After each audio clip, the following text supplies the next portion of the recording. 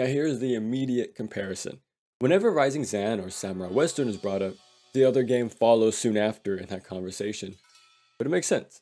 They have that similar idea, right? Two action games with this East meets West sort of setting. Not many games out there that do this, so these two definitely stick out and have become linked together over the years because of that. So, with us finally covering Rising Zan, it's only right to follow it up by looking into Samurai Western. This is Combat Overview. Here we go over the general controls, the main mechanics, who or what we use them on, and then seeing how it all comes together.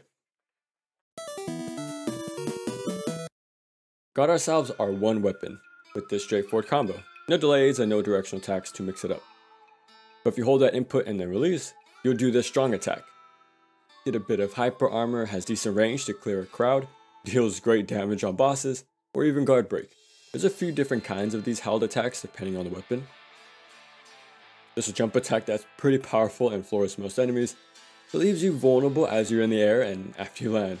But yeah, no crazy aerial combat here, just the one attack. We do have a grab, and it only works on floored enemies. But it's cool how you can use them as a shield. They even fire off at random to help clear out the crowd in front of you, which is pretty cool. Onto defenses, in a neutral state you can do this deflect. You don't have to time it, you can mash these out with no limits to stop those shots. But once you add a direction to that, you'll dodge. Or more like a spin, sidestep sort of thing.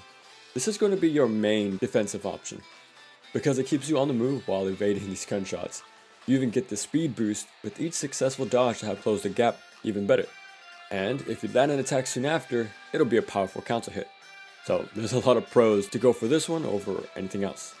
One of those other options being a reflect. So with a well-timed attack, you can return those projectiles back to sender, doing some solid damage that way too. Depending on your weapon, you can really mash attacks to reflect those shots, or even reflect them mid-combo as you're fighting somewhere else. So it's something that will just happen on its own most times, instead of you just standing still waiting around to reflect. There's just too many enemies around you to just wait, so it's better to just spin to win.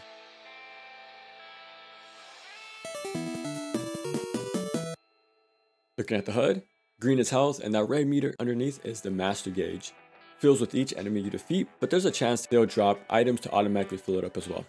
With this, we can go into a powered up state called master mode. And there's different versions depending on which weapon type you're using. Low stance can stun enemies, high stance can't use defensive options, but each attack sends them flying. One-handed weapons increases your base run speed. Dual wielding makes you completely invulnerable, but each attack drains a bit of health. But enemies drop a lot of health as it is, so it more than evens out in your favor. Sheathed weapons give an increased attack range. Neat idea, but some are way better than others, that's for sure. Now if you have a full meter, you go into ultimate master mode instead. Doesn't matter what weapon type you have, it'll remove all disadvantages and just lets you tear through enemies in a single swipe. Plus you attack and run quite a bit faster too, so you'll zoom around the field. Even refills your meter with each enemy you take out while ultimate master mode is active, so you can chain kills to really make this last. After each mission, you'll get XP, and once a certain level is reached, you'll get new weapons and accessories. Even get some stats to put into life, MP, which extends master mode, can increase damage or raise your defenses. Honestly, just add a power. It'll really make cutting down enemies easier than before. And it's not worth adding to MP since that's always getting filled constantly, so damage up it is. There's some equipment, but just adds very minor stat differences. Can customize their size and placement, which is pretty cool though. But there are different swords, like I mentioned earlier, the one-handed, dual-wielding, low and high stances. Those have their own passives that do slightly change up your playstyle by taking away grabs, or giving a double jump, or enhancing your reflex, and so on. When it comes to enemies, they all use some sort of projectile. Well, not these guys with knives, so getting close and block pretty often, but you can bait out an option, or guard break with the held attacks. But yeah, for everyone else, yeah, they want to have some distance. Now, nice thing is, there's quite a few tells before they fire away. They'll yell out, followed by the fuse of their gun. Can even look at the smoke too, because once it's gone, their gun will finally go off. So there's some nice detail with both visual and audio cues. But that's pretty much it. If they use a pistol, rifle, machine gun, or shotgun, the tells are all the same.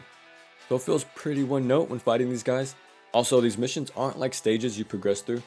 Instead, they drop you in an arena to run around in. which sounds cool, but you can't really interact with it in some way, and a few of them get reused without any changes to the layout, which makes it a bit repetitive. I know Kingdom Hearts 2 and Ninja Gaiden 2 have spacious flat areas with straightforward hallways, same for Arkham Knight or RE6 side modes, right? But the combat and enemies in those games were way more engaging, so it kept you interacting with its mechanics in a few ways at all times.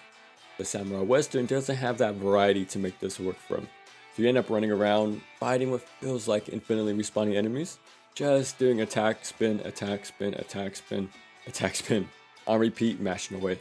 I know every game has their loop, but the gameplay here is just so simple you can't help but see the game for what it is, and that it's a borderline Muso. And just like Musos, you need to take out a certain number of enemies in these wide areas to get the boss to appear. And speaking of which, I didn't care for the bosses here either. You fight Gene 3 times throughout the game with no changes to his options. Again, makes the game feel repetitive, and most bosses just run away a lot too. They don't really want to interact. It's very annoying too because some of them don't give a tell when they'll turn around either. Just a quick 180 and off they go running away again. And their fights use fill-in enemies quite a bit too. I'm guessing they knew bosses were way too simple to fight on their own, so had to make it challenging with numbers instead of having an actual pattern. The final boss is the worst for this exact reason, just constantly spawning in more and more enemies to annoy you. Before that, we gotta fight our brother for this sort of rival fight, but he also just runs away, and at random he'll turn around to shoot. So dodge through and punish him afterwards. But yeah, if you manage, he'll parry you before running away again. So they never want to fight you. So I'll save my meter to the end so I can rush him down as soon as possible and deal a good amount of damage with those faster hits when I get in there. It's quite a difference in quality compared to Zan. Sure, they had simple patterns, but at least they wanted to fight you, you know. Had you jump, guard, use a bit of spacing, specials, and so on. But not here. And that's Samurai Western. Well, I didn't expect to have such a cold shoulder to this game, but it's just a simple mass fest. Now I don't mind there's only a few attacks and all that, but the true make or break for me is how well thought out enemies and bosses are. And in this case, they're pretty bare bones. 90% of them don't try to mix up your approach, and the bosses don't want to test your knowledge on the mechanics. Because of all that, you really do see everything the game has to offer within the first few minutes. While Rising Zan added set pieces, bit of platforming, all button events, a good amount of different bosses, and more on top of that. Zan really used its premise to the fullest, and Samurai Western here just doesn't do much with it. So yeah, it's a little too simple overall, showing you all it has to offer extremely early on. Luckily, it's a short game, doesn't become a drag, outstaying its welcome, so it might be worth checking out since it's not a huge commitment.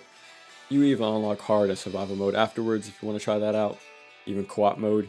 But I heard that player 2 has an even more limited kit, so I can imagine they won't have much fun either. Cool concept, having this lone samurai to take on the Wild West, but for me personally, the mystique wore off pretty quick.